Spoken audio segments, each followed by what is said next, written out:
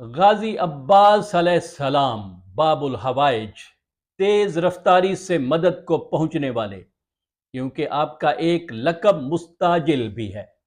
کون سی ایسی مشکل ہے جو مشکل کشا کا یہ بیٹا حل نہیں کرتا؟ اس ویڈیو میں آپ کو یہ بتائیں گے کہ یہ وہ شخصیت ہیں جن کو پکارنے کا حکم خود امام زمانہ علیہ السلام نے دیا۔ حاجتوں کے اس در سے کیسے بیماروں کو شفا ملتی ہے، دشمنوں اور مصیبتوں میں گھرے ہوئے مظلوموں کی مدد کیسے ہوتی ہے، جعفر طیار کے بھتیجے عباس طیار کے وسیلے سے ناممکن دعاؤں کی قبولیت کے معجزے کیسے ہوتے ہیں۔ صفین کے جنگ کے دوران ایک نوجوان امیر المومنین علیہ السلام کے لشکر سے میدان میں نکلا، جس کے چہرے پر نقاب تھا، جس کی ہیبت سے دشمن میدان چھوڑ کر بھاگ گئے۔ حاکم شام کو غصہ آیا اور اس نے اپنی فوج کے بہادر ترین آدمی ابن شاسا کو میدان میں جانے کا حکم دیا، جو ہزاروں آدمیوں کے ساتھ مقابلہ کرتا تھا۔ اس نے کہا، اے امیر، لوگ مجھے ہزاروں آدمیوں کے برابر سمجھتے ہیں، اب کیسے مجھے کہہ رہے ہیں کہ اس نوجوان کے مقابلے میں جاؤں؟ میرے 7 بیٹے ہیں، میں ان میں سے ایک کو بھیجتا ہوں۔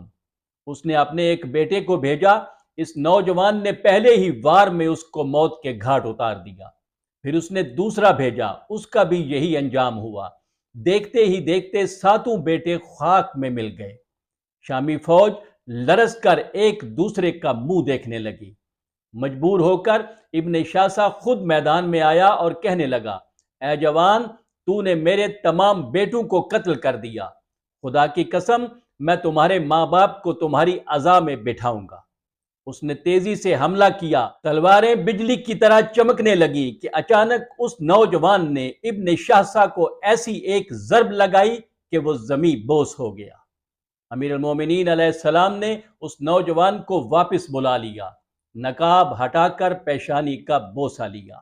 جی ہاں، یہ نوجوان شیر خدا کا شیر، قمر بنی ہاشم، باب الحسین، باب الحوائج، حامل اللواء، کبش الکتیبہ، الزیغم، المواسی، الحامی والمحامی، المستجار، الواقی، المستاجل اور بے شمار القاب رکھنے والا 12 سال کا غازی عباس ہے، جو فریاد رس ہے، تیز رفتاری سے مدد کو پہنچنے والا ہے، دشمنوں سے دفاع کرنے والا ہے، مصیبتوں اور مشکلوں سے بچانے والا ہے، شیر دلیر سالار لشکر علمدار ہے اور حاجتوں کا دروازہ ہے۔ یہ وہ ہستی ہیں جن سے حاجتیں مانگنے کا حکم خود امام زمانہ علیہ السلام نے دیا۔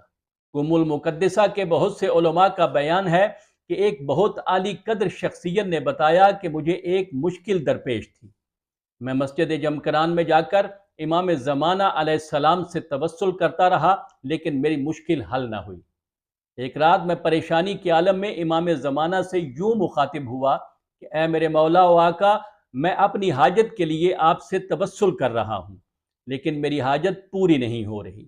آپ میرے امام ہیں، کیا میرے لیے جائز ہے کہ میں اپنے امام کو چھوڑ کر کسی اور کا توسل کروں؟ میں اپنے لیے جائز نہیں سمجھتا کہ میں آپ کے علاوہ کسی بھی ہستی کا واسطہ دوں، حتیٰ کہ باب الحوائج ابو الفضل علیہ السلام کے توسل کو بھی آپ کے ہوتے ہوئے مناسب نہیں سمجھتا۔ وہ کہتے ہیں کہ یہ کہتے ہوئے میرے اوپر رقت قلب طاری ہو گئی اور میں رونے لگا۔ اسی اثناء میں نے سنا کہ کوئی فرما رہا ہے، ہمارے چچا ابو الفضل کو وسیلہ بنانے میں قطعاً کوئی حرج نہیں ہے۔ جب تمہیں کوئی حاجت ہو تو اللہ تعالیٰ کو ان الفاظ کے ساتھ ہمارے چچا کا واسطہ دیا کرو اور کہا کرو، یا ابا الغوث ادرکنی۔ معالی الصبتین میں علامہ مازندرانی فرماتے ہیں کہ جس کسی کو بھی کوئی حاجت یا مشکل درپیش ہو، وہ ابو الفضل العباس علیہ السلام کو وسیلہ بنائے اور اپنی حاجت کے پورا ہونے اور مشکل کے رفع ہونے تک اسی وسیلے سے دعا کی تکرار کرتا رہے، اور طریقہ یہ اپنائے کہ پہلے 133 مرتبہ صلوات پڑھے اور پھر 133 مرتبہ یا عباس کہے، اور اپنی حاجت طلب کر کے پھر 133 مرتبہ صلوات پڑھے۔ 133 یعنی 133۔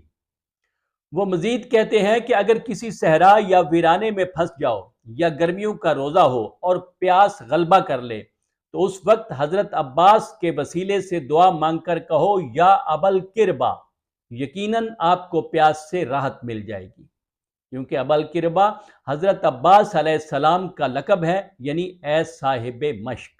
باب الحوائج غازی عباس علمدار علیہ السلام کے وسیلے سے نمک کی منت ماننے سے بڑی بڑی مشکلیں آسان ہو جاتی ہیں۔ اس کا طریقہ یہ ہے کہ باوضو قبلہ کی طرف منہ کر کے 133 مرتبہ صلوات حضرت عباس علیہ السلام اور ان کی والدہ معظمہ کو ہدیہ کریں، اور پھر 133 پیکٹ نمک کے تیار کریں۔ 133 یعنی 133 عباس کا عدد ہے۔ نمک کے پیکٹ آپ جتنے وزن کے چاہیں تیار کر سکتے ہیں۔ اس سارے عمل کے دوران اپنی دعا اور مقصد ذہن میں رہے۔ اس کے بعد یہ سارے پیکٹ کسی مقدس ہستی کے مزار پر جا کر مومنین میں تقسیم کر دیں۔ جس مومن کو دیں اس سے کہیں کہ وہ آپ کے لیے دعا کرے۔ اگر مزار قریب نہ ہو تو کسی مسجد یا امام بارگاہ میں تقسیم کر دیں۔ دعائے کاشف الکرب مومنین میں بہت مشہور ہے۔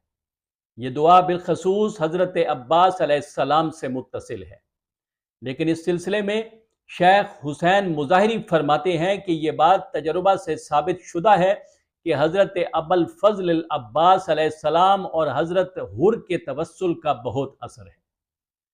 وہ کہتے ہیں کہ ایک عالم نے مجھ سے فرمایا تھا کہ جب میں نجف میں طالب علم تھا تو شدید بخار میں مبتلا ہوا کہ حرکت تک نہ کر سکتا تھا۔ میرے دوست مجھے کربلا لا کر حرم حضرت حر میں چند گھنٹوں کے لیے چھوڑ گئے۔ میں نے دیکھا کہ عرب کی ایک دیہاتی عورت اپنے مفلوج بچے کو لائی اور زری کے کنارے اسے لٹا کر زری کو تھام کر کہنے لگی، یا کاشف الکربی ان وجہ الحسین اکشف کربی بحق کے مولا کل حسین۔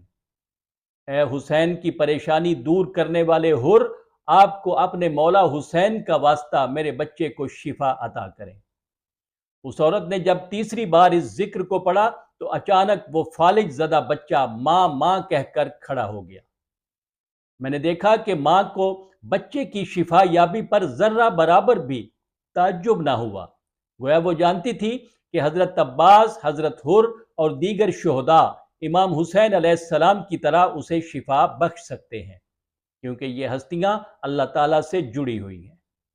وہ عالم فرماتے ہیں کہ اس بچے کی شفا یابی کو دیکھ کر میں نے بھی اس ذکر کو اس عورت کی طرح پڑھنا شروع کیا، اور تیسری بار پڑھتے ہی طبیعت میں افاقہ ہونا شروع ہو گیا۔ جس گھر میں اختلافات، جھگڑے، نحوست اور بے برکتی ہو، اس گھر میں روزانہ 133 مرتبہ یہ ذکر یا کاشف الکربی ان وجہ الحسین اکشف کربی بحق کے اخیک الحسین یہ پڑھا کریں۔ بے برکتی، نحوست ختم ہوگی اور رابطے مضبوط ہوں گے۔ اب آخر میں بہت جلدی دعائیں اور حاجتیں پوری کروانے والا ایک عمل آپ کی خدمت میں ہدیہ کر رہا ہوں۔ یہ اسی ذکر کا بہت بڑے عالم سید عبد الکریم کشمیری کا آزمودہ عمل ہے، جو بہت مختصر اور آسان بھی ہے اور اپنے اثرات کے حساب سے بھی حرف آخر ہے۔